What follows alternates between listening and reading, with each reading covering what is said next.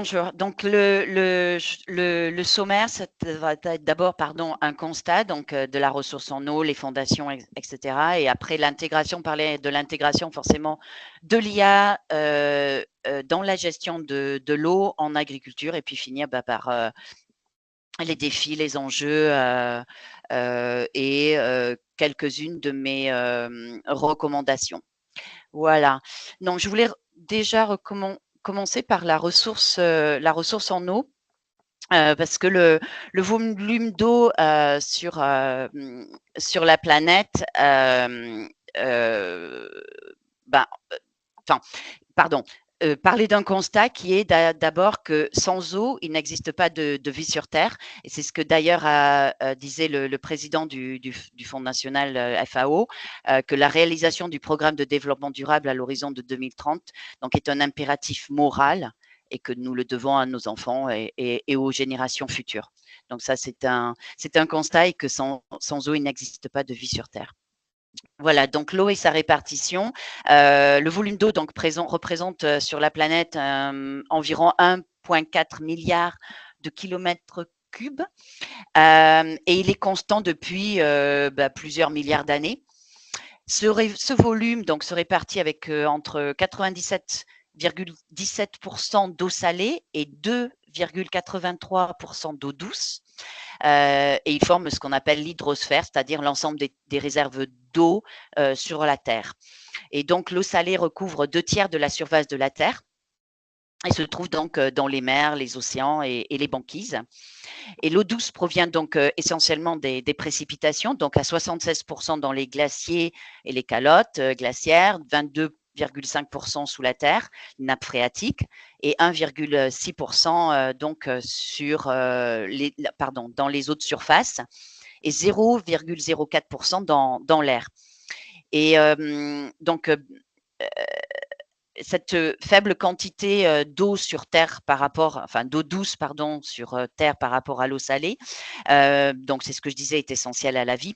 Et donc l'alimentation d'eau douce permet notamment à l'homme de vivre, de cultiver, de boire, de se laver, de se nourrir.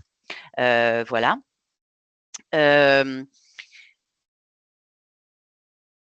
Donc l'état des ressources en eau mondiale.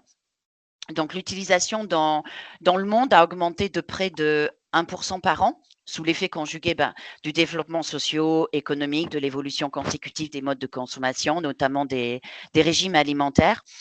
Et alors que l'agriculture exploite environ 70% des volumes d'eau douce prélevés, les usages industriels représentent environ 20% et domestiques environ 10%. Et ça constitue donc les principaux facteurs d'augmentation de la demande en eau, au fur et à mesure que les économies s'industrialisent, que les populations s'installent à la ville et que les systèmes de distribution d'eau et d'assainissement s'élargissent.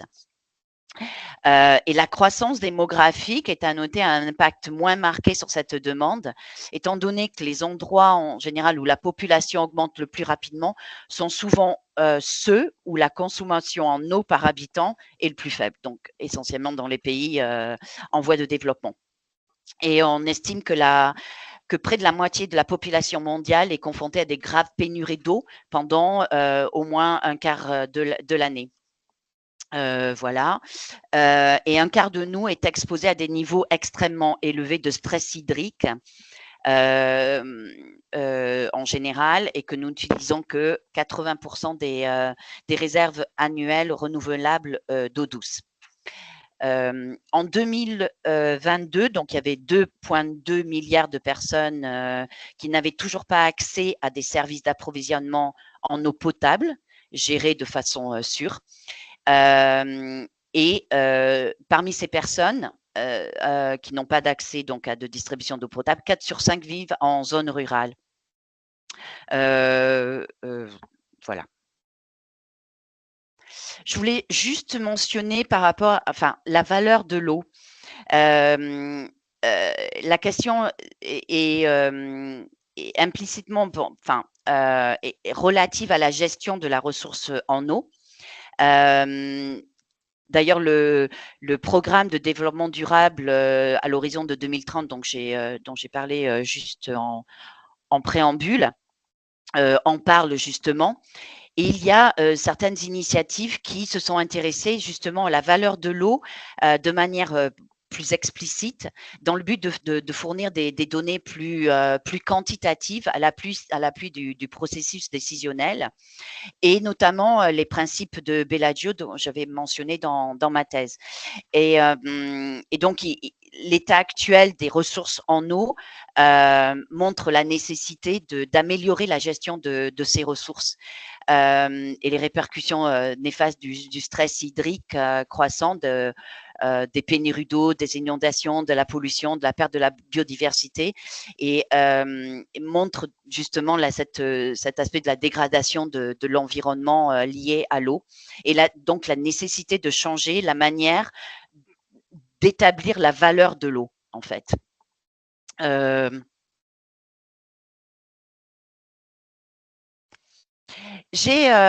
voulais juste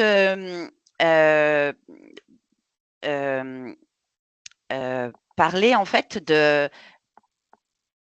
Pourquoi c'est allé aussi loin? Attendez, il y a un problème.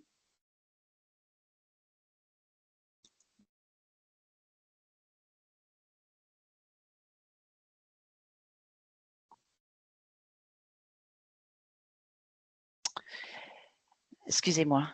Donc, partout dans le monde, a été noté que le rapport coût-bénéfice en investissement dans les services d'approvisionnement en eau et d'assainissement et d'hygiène est largement positif, notamment du fait des avantages connexes qui en découlent.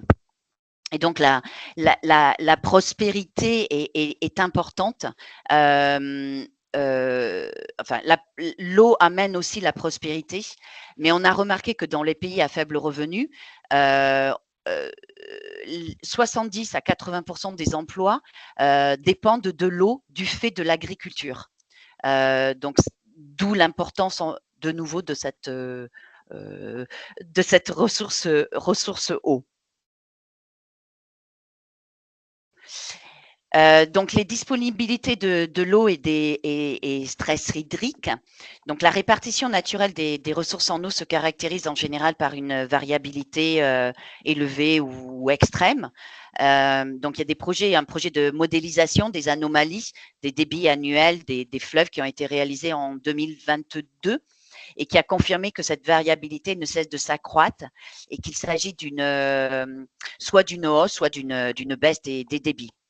Alors, qu'est-ce que le stress hydrique? C'est également appelé pénurie d'eau, voire rareté d'eau, dans les cas les plus extrêmes. Et le stress hydrique est donc une situation critique qui surgit lorsque les ressources en eau disponibles sont inférieures à la demande en eau. Euh, euh,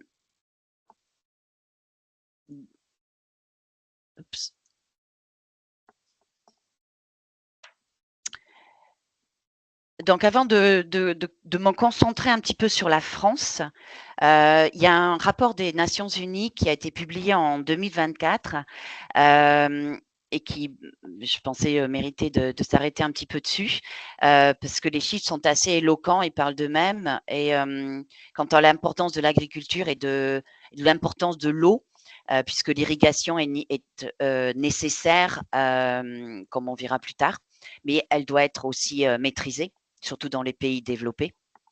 Et dans les pays de développement dont il s'agit ici dans cette slide, l'agriculture pluviale continue de représenter la quasi-totalité des terres cultivées en Afrique subsaharienne, c'est 93%, les 3/4 en Amérique latine et dans les Caraïbes, et les 2/3 au Proche-Orient et en Afrique du Nord, et plus de la moitié en Asie.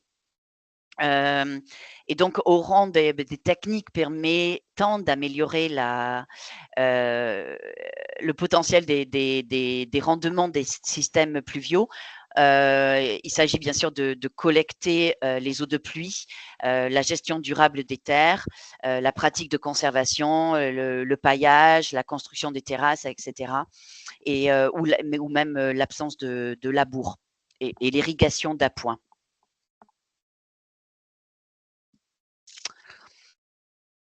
Mais pourquoi ça va alors?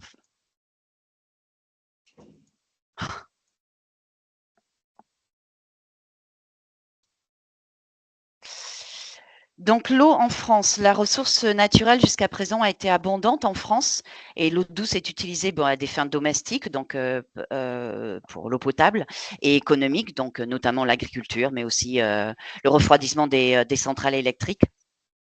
La ressource en eau donc se trouve dans les eaux de surface, comme je disais, et dans les nappes souterraines. Et un volume de près de 211 milliards de mètres cubes se renouvelle chaque année sur le territoire métropolitain. Qui était donc apporté par les précipitations et par les fleuves et les rivières. Euh, donc, seule une fraction de ce volume est prélevable pour les usages humains et une part importante est bien sûr laissée à la vie des écosystèmes naturels, en particulier aquatiques.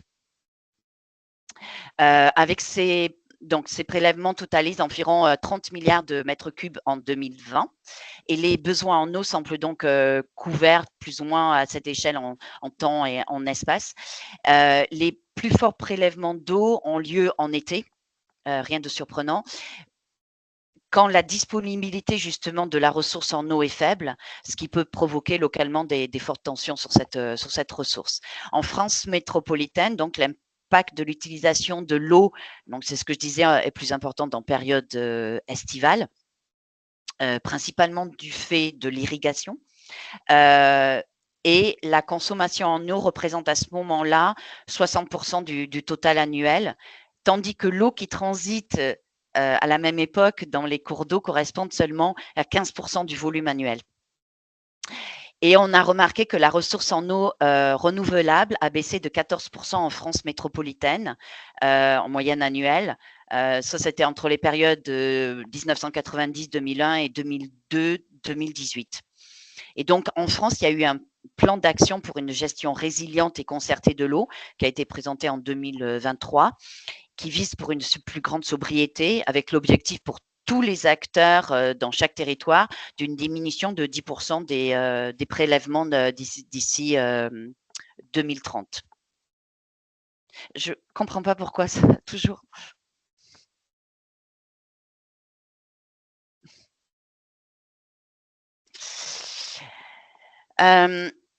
Donc la gestion de l'eau pose souvent des problèmes d'arbitrage entre efficience d'utilisation et utilisation parcimonieuse et des enjeux socio-économiques. Et cette question est d'autant plus brûlante qu'avec le dérèglement climatique, la disponibilité en eau baissera. Et d'ailleurs, dans le GIEC, leur 6e rapport, ils parlent de cela dans le chapitre 4, et je cite, « L'intensification du cycle hydrologique due au changement climatique d'origine humaine affecte les aspects physiques de la sécurité de l'eau, aggravant ainsi les vulnérabilités liées à l'eau déjà existantes. » D'où l'utilisation de la data et de l'IA, on y arrive, est certainement donc une des voies à une surveillance et à une gestion de l'eau dans certains domaines. J'ai donc concentré donc dans 6 domaines. Donc la première, c'est la gestion de l'eau en temps réel. Donc en France, plus de la moitié, de plus en plus de réseaux d'eau et d'assainissement sont équipés de capteurs, permettant donc un suivi en temps réel, de ce qui permet de sécuriser la distribution de l'eau potable et le transport des eaux usées. La 2, c'est la gestion des eaux usées. Notamment avec l'IA, on peut détecter les produits chimiques. Et selon la FAO, qui est le Food and Agricultural Organization des Nations Unies, 56% de l'eau prélevée dans le monde sont rejetés sous forme d'eau usée, pardon. Et ces rejets, s'ils étaient récupérés, permettraient d'irriguer 40 millions d'hectares de sol agricole, soit 15% de toutes les terres irriguées. Or, selon la FAO, seulement 2 à 7% de la surface est irriguée totale dans le monde. Et donc, avec ensuite, en parallèle avec cette optimisation de l'IA, on est également en mesure, si on traite les eaux usées, en plus de réduire la consommation d'énergie.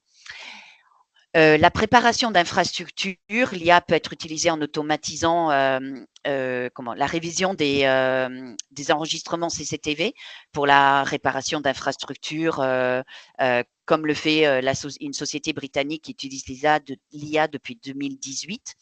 La maîtrise de la consommation d'eau.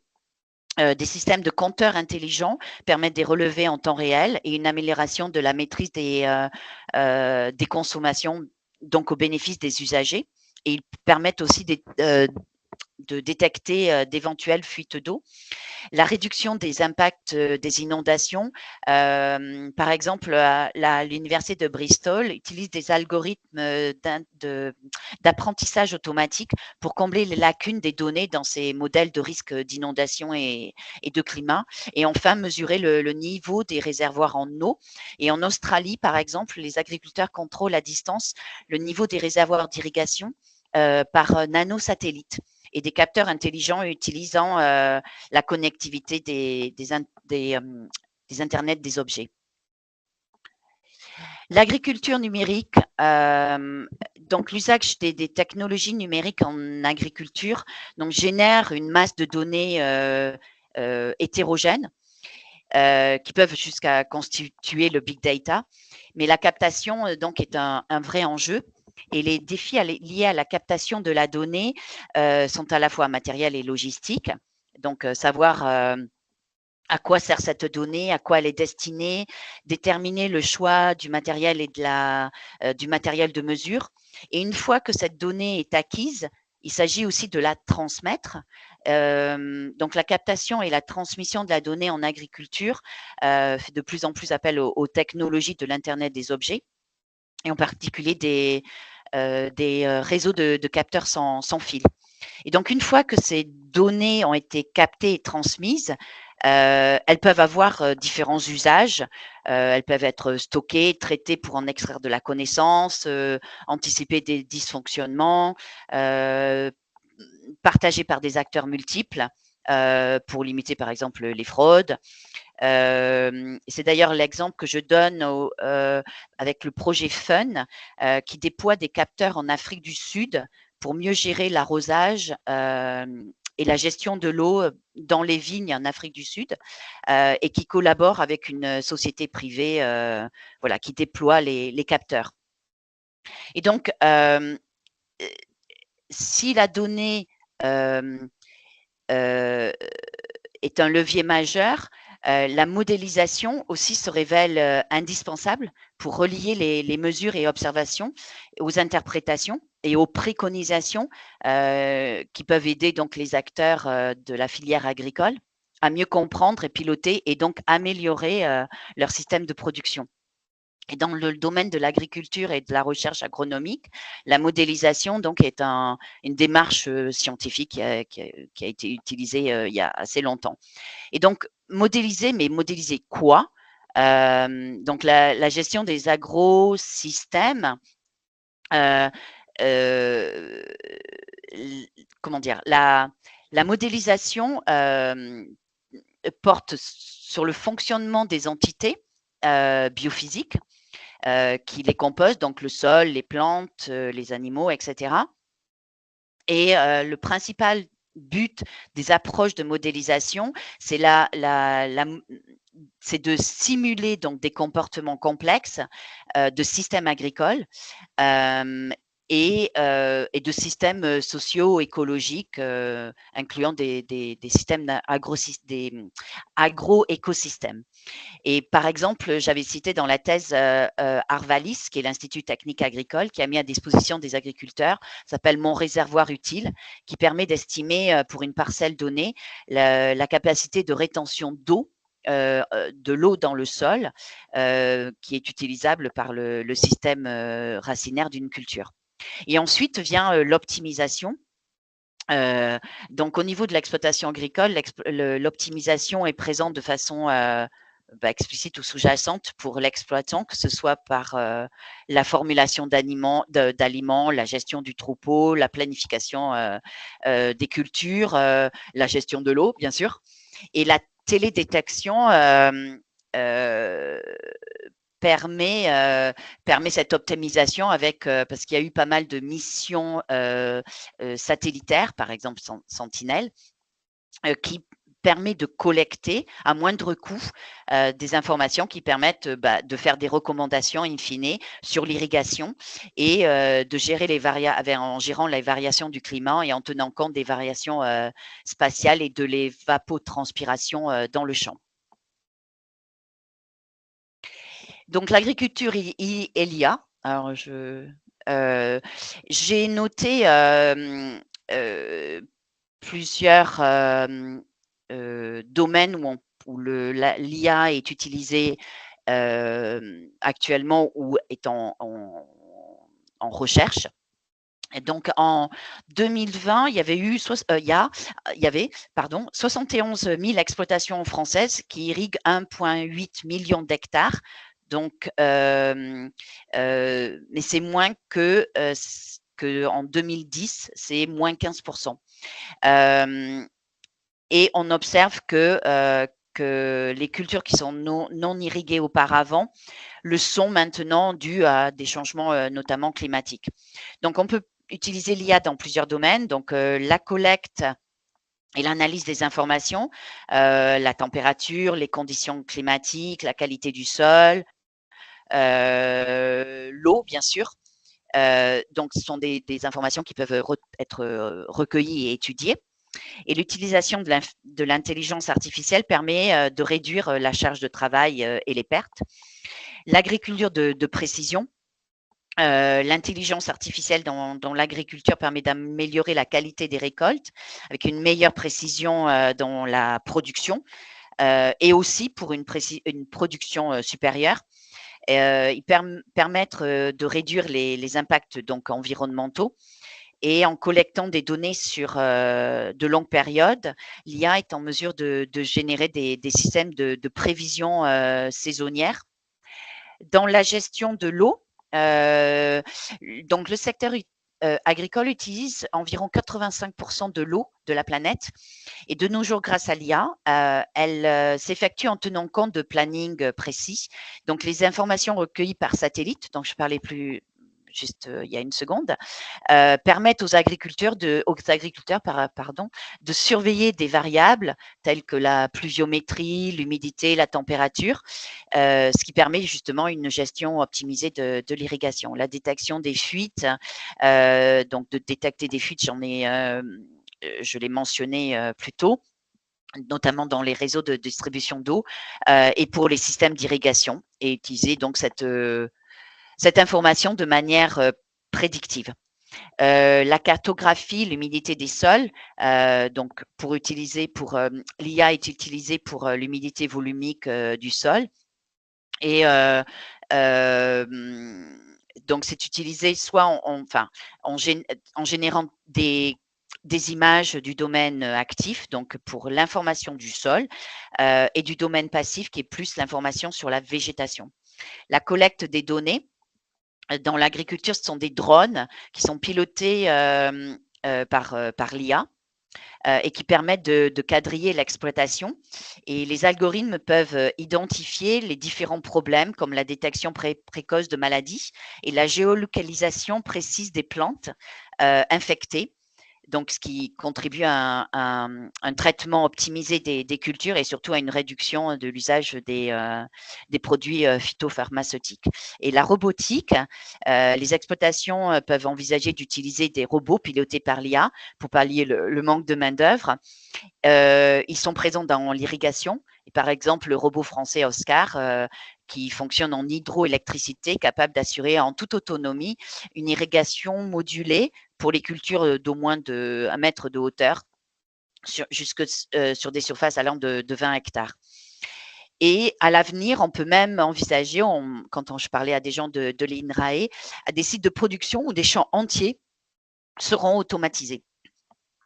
Le stockage des semences intelligents pour les pertes et les gaspillages représentent 30% de la production agricole. Et donc, l'IA est utilisée pour la protection et la surveillance prédictive des semences.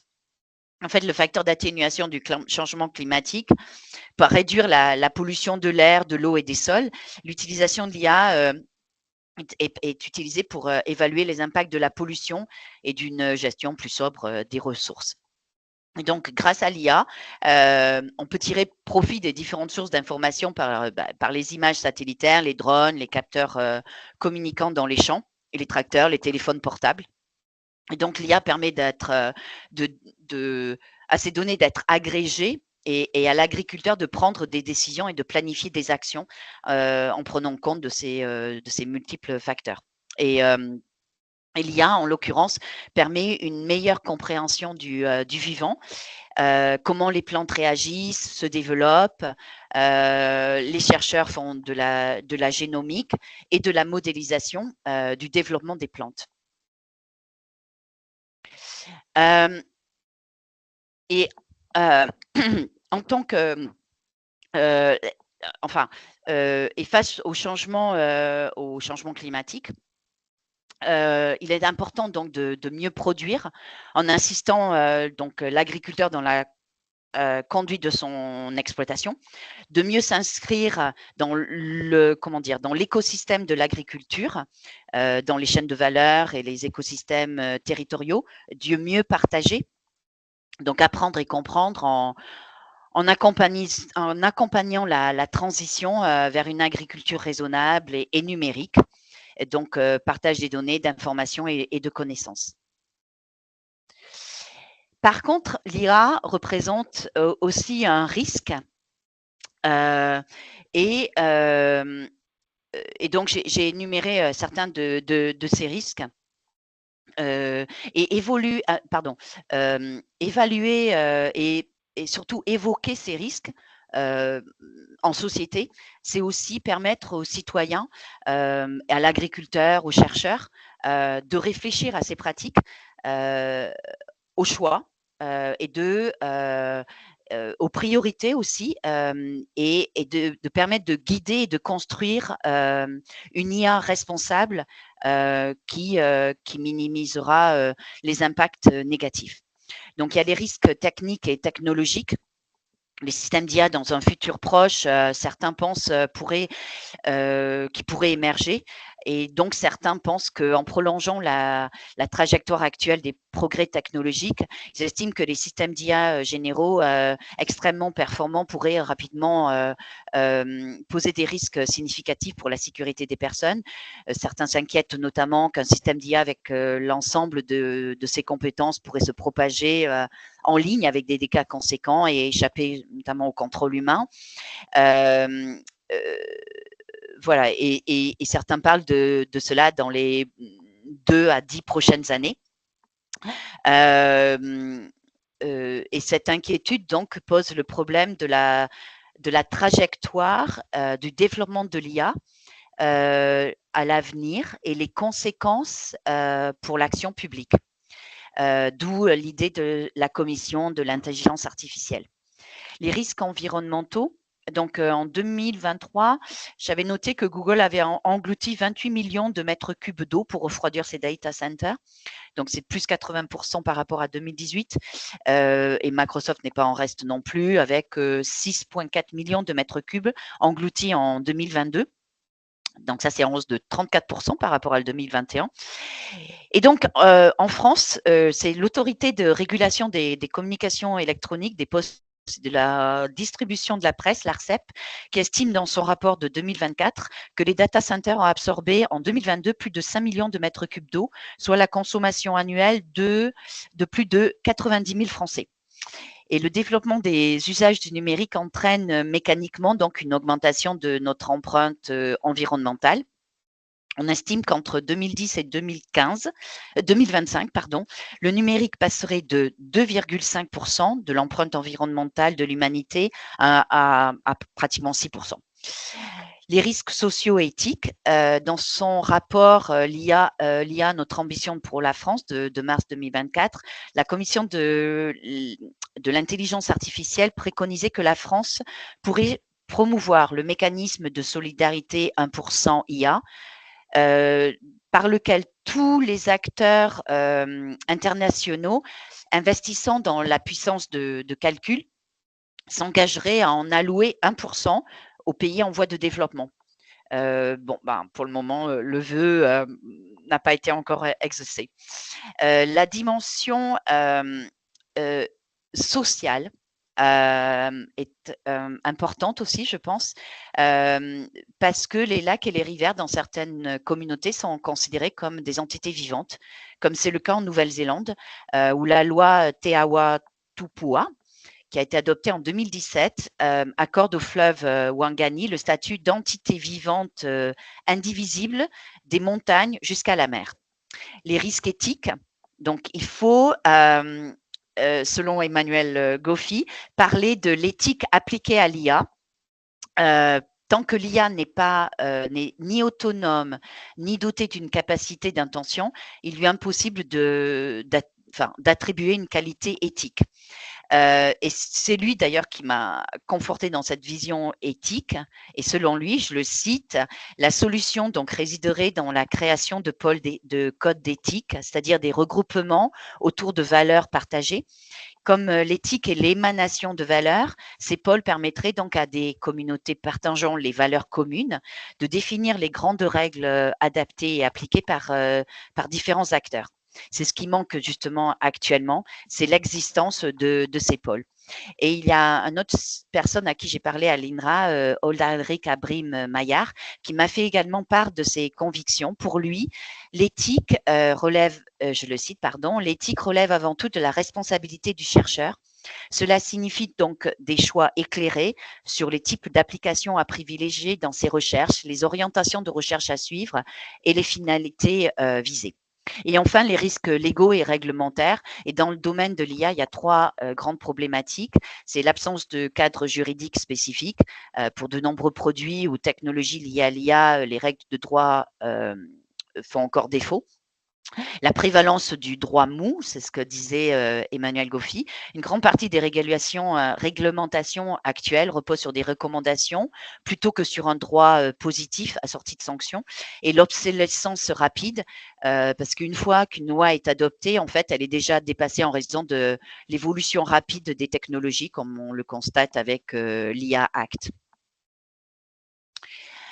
Les risques pour l'agriculture et les paysans, c'est compromettre la transition écologique de l'agriculture. Parce qu'on a parlé donc des risques de l'IA et je voulais aussi parler des risques pour l'agriculture et l'agriculteur. Et donc, le numérique, c'est une technologie qu'on dit verrouillante et qui a tendance à être déployée pour essayer de soigner des symptômes plutôt que de corriger les causes des problèmes et dangers auxquels nous sommes confrontés. Et donc, c'est un petit peu une large diffusion de l'IA ou des technologies numériques serait peut-être une fuite en avant qui bloquerait toute possibilité de changement plus systématiques et radicaux. Et en fait, c'est aussi c'est distendre le lien de l'homme à la nature peut-être. Et le développement du numérique en agriculture se traduit par ce qu'on appelle des agriculteurs augmentés. Et c'est grâce à des capteurs et des robots intelligents. Et en fait, ils perdraient un petit peu, il y aurait trop de distance entre eux et le monde vivant, les animaux et les plantes. Et le risque d'exclusion, de renforcer peut-être une précarisation du travail agricole, dans le sens où on parle de croissance, de réduction des coûts du travail pour accroître toujours la productivité des exploitations et le développement de la robotique en substituant justement la main-d'œuvre et en réduisant l'agriculteur à des tâches peu qualifiées. Et en fait, aussi la perte d'autonomie des agriculteurs par rapport au sens qu'ils donnent à leur métier, ils seraient cantonnés à des routines, un genre de rationalité algorithmique. Voilà.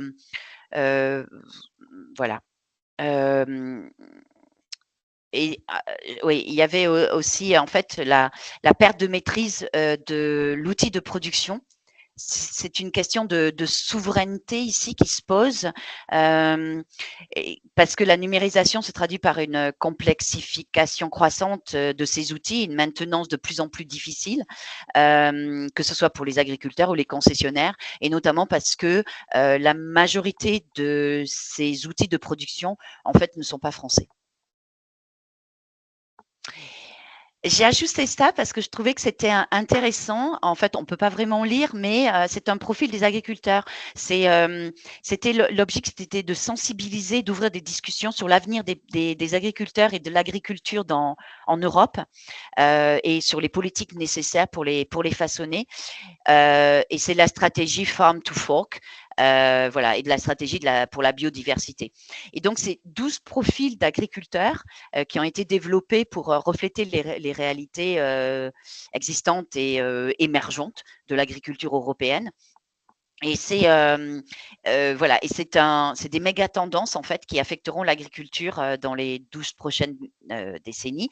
Et c'est appliqué à des profils euh, euh, suivant l'agriculture en 2040.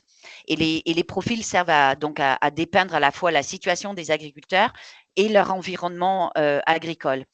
Voilà. Et en fait, ça montre la diversité croissante de l'agriculture, voilà, la manière dont ces méga tendances similaires, bon, ben, les affecteront différemment. Et en fait, cette étude qualifie les agriculteurs selon le modèle agricole choisi, en fait. Donc voilà, j'ai trouvé ça intéressant. La vision pour une agriculture durable et intelligente. Donc il y a, outre l'IA, mais le numérique et l'IA peut être totalement intégré dans ces alternatives en quelque sorte.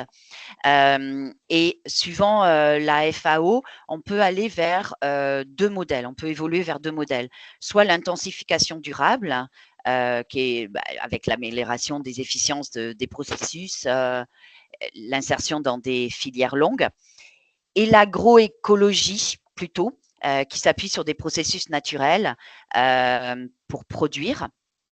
Et le second modèle, en fait, a été maintenu et soutenu par la loi Egalim en France, et de nombreuses collectivités territoriales et les citoyens s'en sont emparés. Les autres solutions, donc j'ai mentionné ici, enfin j'ai mentionné l'agroécologie, mais la culture hydroponique, qui est une culture hors sol. Donc les plantes ne sont pas en terre. Et c'est en... Pardon. Florence, il faut que Oui. tu accélères un peu parce qu'on est en train de dépasser beaucoup le temps. D'accord. Donc, s'il te plaît. D'accord. Donc, ce sont des bon, donc l'agriculture hydroponique, donc qui est hors sol. La plateforme collaborative que j'ai mentionnée, c'est un Facebook de l'agriculture en fait, où des millions d'agriculteurs partageraient leurs observations et pratiques.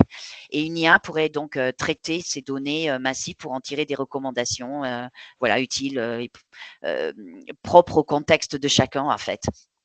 La réhute irrigation qui est importante puisqu'en fait l'utilisation des eaux usées en France ne représente que 1%. Donc il y a des comment dire, il y a des solutions pour ça, et en France on est en train de faire en sorte que l'eau usée soit plus utilisée. Et l'agrovoltaïsme, c'est aussi une filière récente, mais qui est encore en phase de restructuration.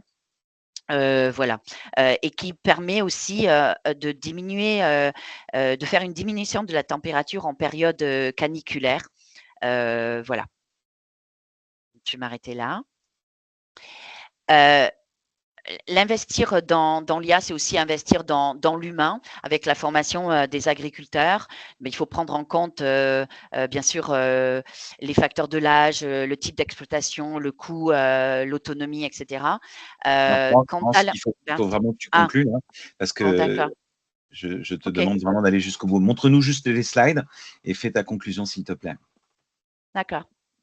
Bon, ben voilà, bon, le défi, de toute façon, j'en ai déjà parlé. Une petite conclusion, vas-y, je te laisse faire Ouais.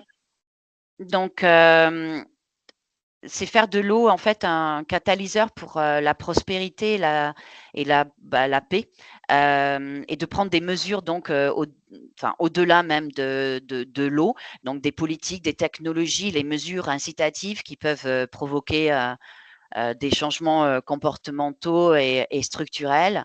Et c'est en agissant sur de multiples comment dire, des mesures incitatives qui peuvent provoquer des changements dans notre société.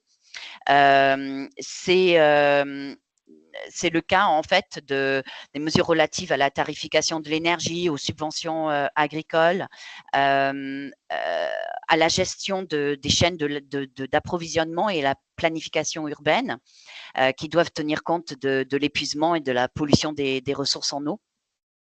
Et s'adapter en plus, de plus en plus complexité aux changements numériques, et une composante de ces changements. Et la révolution de l'IA et du numérique en général est certainement en cours dans de nombreux domaines et forcément en agriculture. Et c'est une composante et une conséquence. Et je pense qu'il est important de rappeler qu'il y a plusieurs modèles d'agriculture et qu'il y aura demain encore plus de diversité à ce qui amènera à développer des numériques adaptés à chaque modèle agricole.